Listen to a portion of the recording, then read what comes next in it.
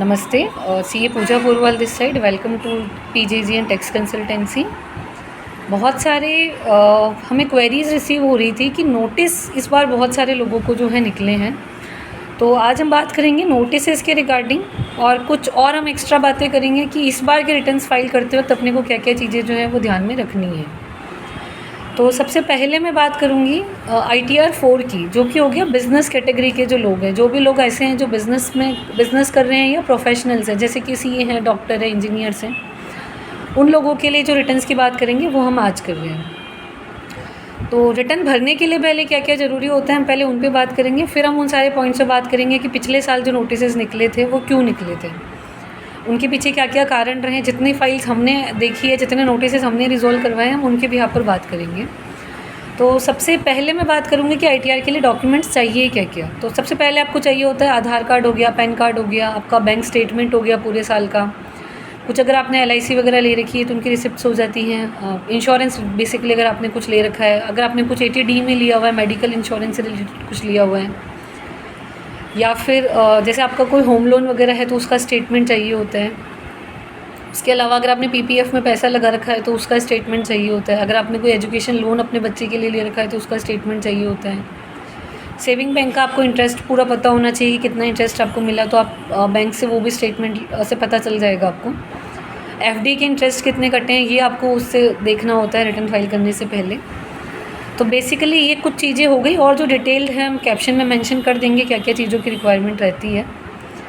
Now we will talk about कि क्या क्या डिस्क्रिपेंसीज रहती हैं। जैसे बिज़नेस के केस में हम बताएं तो जो हमने पिछले साल में जो हमने नोटिसेस का इशू देखा था, तो सबसे पहले ये रहा है कि इनकम डिस्क्रिपेंसीज हो गई। इनकम डिस्क्रिपेंसीज हो गई मतलब ऐसा रहा कि कुछ इनकम्स थी जो आपको दिखानी थी, पर वो इनकम्स आपसे छूट गई, या आप लोगों ने रिटर्न फाइल करते वक्त बहुत जल्दबाजी कर दी, आपने देखा नहीं और आपने वो इनकम्स नहीं शो की, जिसकी वजह से नोटिस आ गए।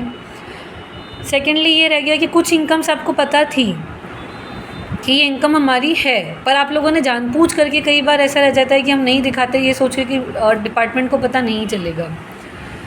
तो आजकल इस तरह का जो सिस्टम रह गया है वो बंद हो गया है कि पहले डिपार्टमेंट क्रॉस चेक नहीं कर सकता था, बट आजकल ऐसा हो गया है कि जितने भी पैन कार्ड्स हैं वो सारे पैन कार्ड जो हैं वो बैंक अकाउंट से लिंक हैं। तो इस तरह की गलती आप ना करें कि आपको पता है कि कोई इनकम आपकी आनी है और आपने स्टिल छोड़ दी और वो पैन कार्ड पे दिख रही है, तो वो आपके जो AIS TIS के स्टेटमेंट्स होते हैं उसमें दिखती है।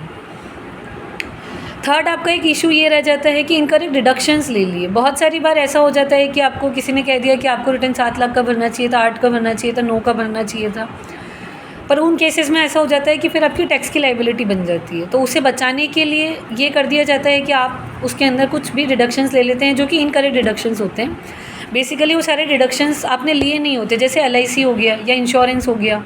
मान लीजिए आपने इंश्योरेंस नहीं लिया हुआ है लेकिन आपको इनकम कम करनी है, तो 1.5 लाख तक की जो छूट रहती है ATC में, आपने वो एक डिडक्शन लिया और आपने जस्ट फाइल कर दिया कि ठीक है ना। एक हो जाता है जैसे कि ATD हो जाता है, तो लोग वो एक जैसे डिडक्शंस क्लेम कर लेते हैं।